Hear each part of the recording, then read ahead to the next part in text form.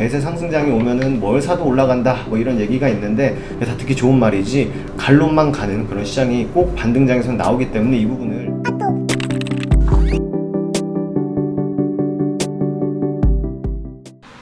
반갑습니다. 어부경제TV 서현도입니다. 이번에 같이 볼 종목은 카카오입니다. 네. 오늘도 시장이 좋지 않았습니다. 전날 PC 발표가 나왔는데요. 네, 나왔는데 어떠한 그 물가가 이제 좀 잡혔다. 물론 뭐 진짜 피카시라고 하는 그 고점을 통과했다. 뭐 이렇게 보는 시각도 있을 수 있겠습니다만 결국에는 물가가 아직도 상승세가 강하다.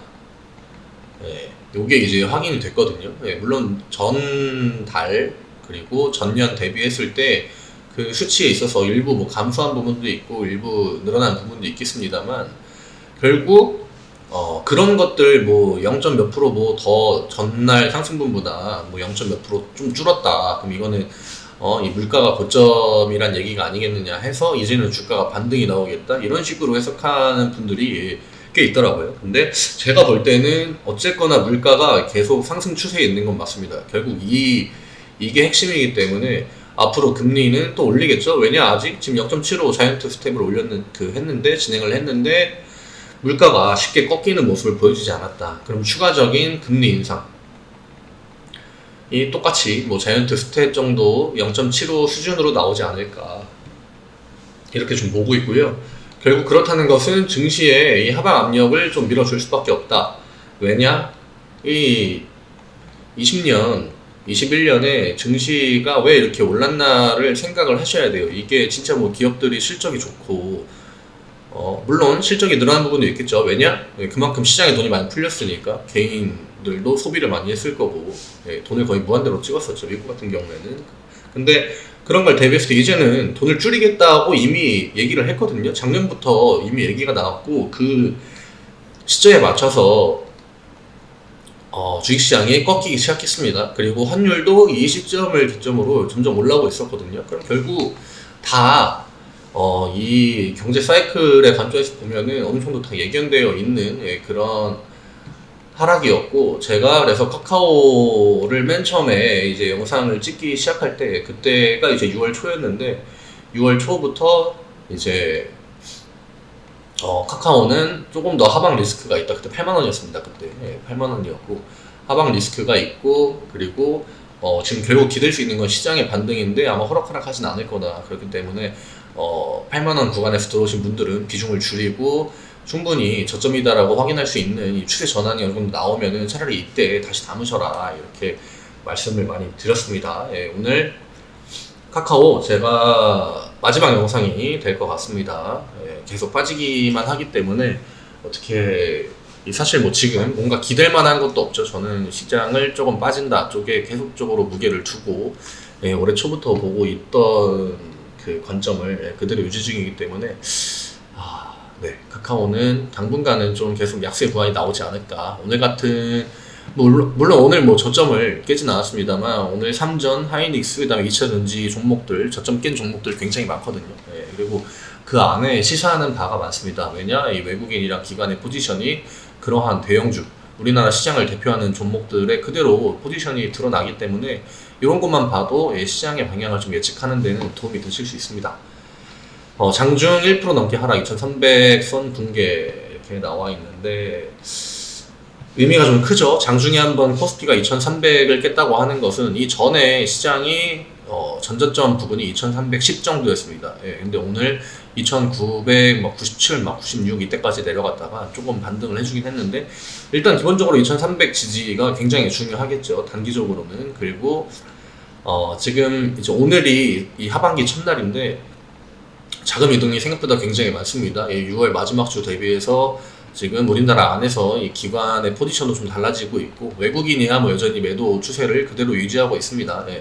결국 카카오나 뭐 코스피나 우리나라 시장은 외국인이 미치는 영향이 크기 때문에 외국인이 매도하기 시점이 그 매도를 본격적으로 하기 시작한 시점이 이제 그 지수나 종목상 대부분 고점이었고 지금 이 매도 추세가 꺾이지 않는 이상 증시가 반등을 하기에는 쉽지 않거든요. 근데 그런 것들을 좀 명확하게 이제는 좀 받아들이셔야 되지 않을까. 결국 환율이 올라가고 2분기, 3분기, 뭐 4분기 갈수록 단기적으로는 실적 악화도 올 수 있습니다. 기업들 입장에서는 우리나라는 수출 수입으로 먹고 사는 나라이기 때문에 무조건적으로 환율에 손해를 볼 수밖에 없는 포지션이다.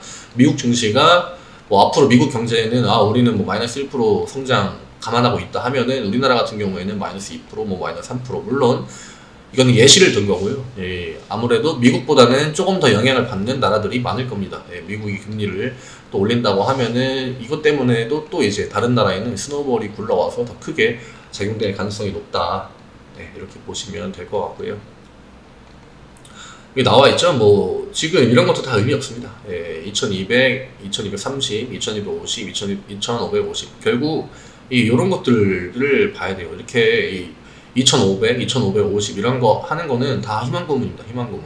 증권사에서 그냥 예상 밴드를 아예 쭉 낮추면은 이 개인 투자자들이 주식을 매도하고 매수 안 할 거 아니에요. 그러면은 결국 증권사들은 손해를 볼 수밖에 없겠죠. 근데 절대 그렇게 하진 않습니다. 증권사들 대부분 다 일말의 여지를 남겨둬서 못 팔게 하는 게 포커스고,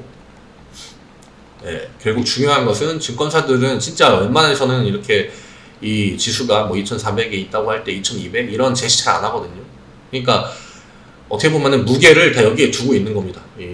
더 낮은 구간. 왜냐? 증권사들은 보통 대부분 다 높게 예상을 하니까. 왜냐? 그래야 주식을 사가지고 자기들 실적이 올라가고, 결국 자기들 월급도 그런 데서 나오는 거 아니겠습니까? 그러니까 좀 냉정하게 객관적으로 볼 수 있는, 이런 데는 다 증권사라는 이 회사 안에 소속되어 있는 직원들이기 때문에 어쩔 수 없습니다. 이런 거는. 이런 거 확실히 좀 구분해가지고 보시는 습관을 기르시면은 시장을 참고하는데도 굉장히 많은 도움이 있지 않을까. 코스피 기업이 하락 조절이 7월부터 본격화돼. 그러니까 보통 이익이나 이런 매출 전망을 하지 않습니까? 근데 매출 전망을 7월부터 하향 조정하겠다. 아마 계속적으로 앞으로 이렇게 나올 겁니다. 그래서 최근에 삼전 같은 종목도 매도 리포트 보면은 이제 부정적인 뉘앙스가 담긴 것들이 꽤나 늘어나고 있거든요. 이런 것만 봐도 앞으로 아마 올해 하반기 한 가을까지는 이런 시장 이 흐름, 이 실적이 안 좋아지겠다. 뭐 안 좋은 뉴스들이 좀 많이 나오지 않을까. 저점이 어디가 될지는 모르겠죠.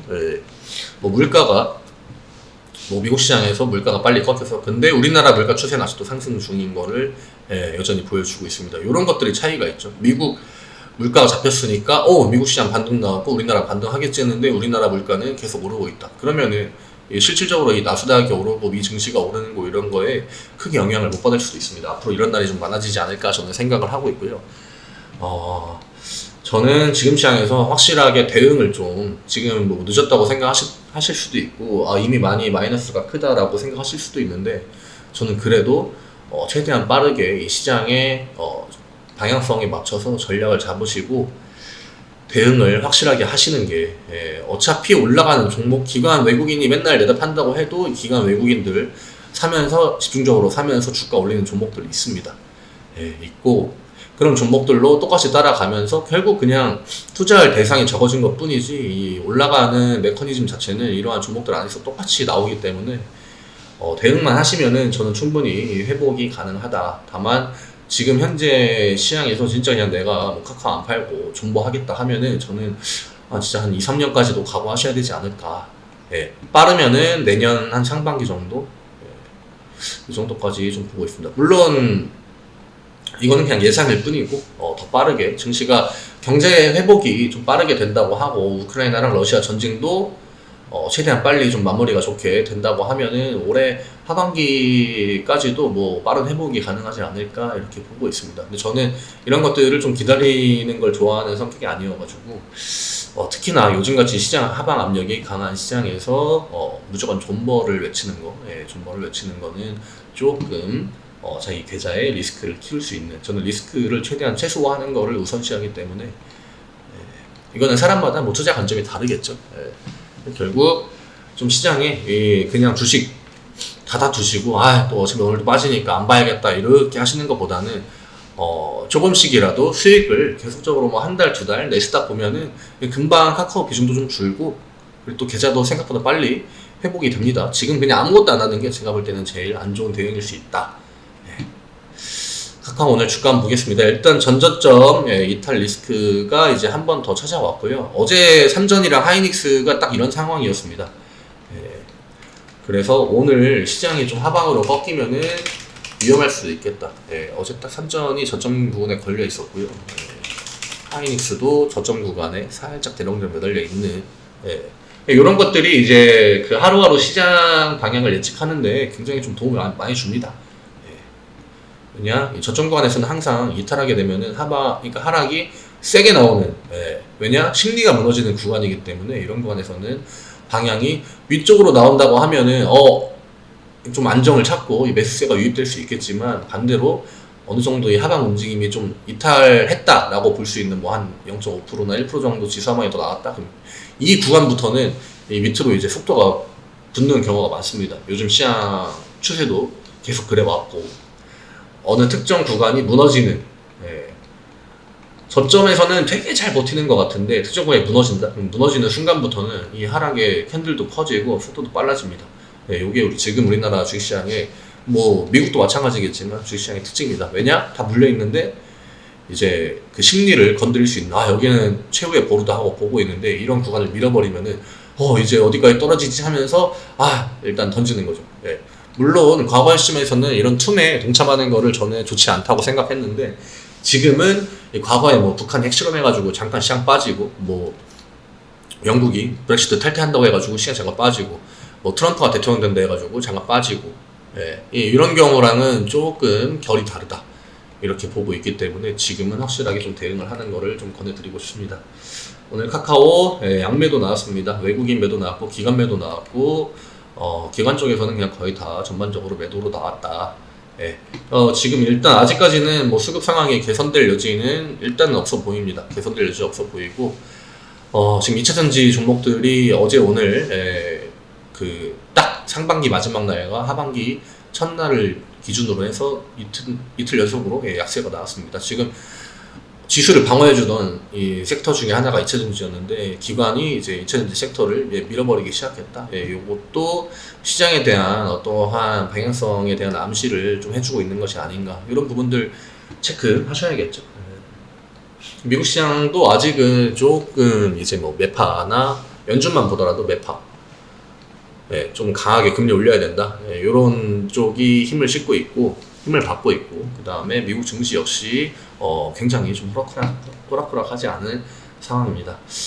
오늘 영상은 여기서 좀 마무리하겠고요. 오늘 카카오 마지막 영상이고, 저는 다음 주부터 좀 다른, 좀 괜찮아 보이는 종목 혹은 좀 희망을 드릴 수 있는 회복 가능성이 있겠다 하는 종목들로 좀 찾아뵈려고 하고요.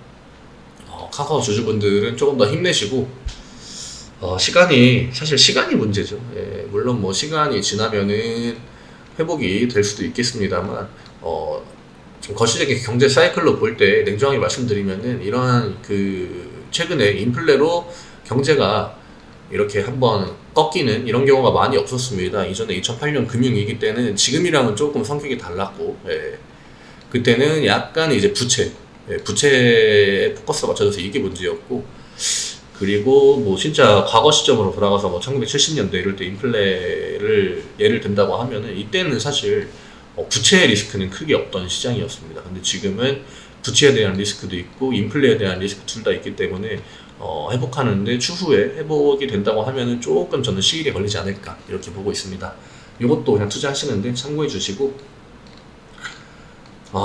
뭐 마지막으로 진짜 이 주식 때문에 최근에 힘들다 그러면은 지금 시장이 뭐 안 좋아질 수도 있고 물론 좋아질 수도 있겠지만 지금 시장에서 내가 어떻게 해야 될지 모르겠다 하시면은 카카오톡 저희 네이버에 허병재 TV 검색하셔서 들어오신 다음에 카카오톡 친구 추가하셔서 편하게 현재 상황에 대해서 좀 문의를 해주시면은 저희가 그런 부분들 편하게 답변 드리도록 하겠습니다. 최대한으로 현실적으로 도움 드릴 수 있게끔 문의에 대해서 성실하게 답변 드리도록 하겠습니다.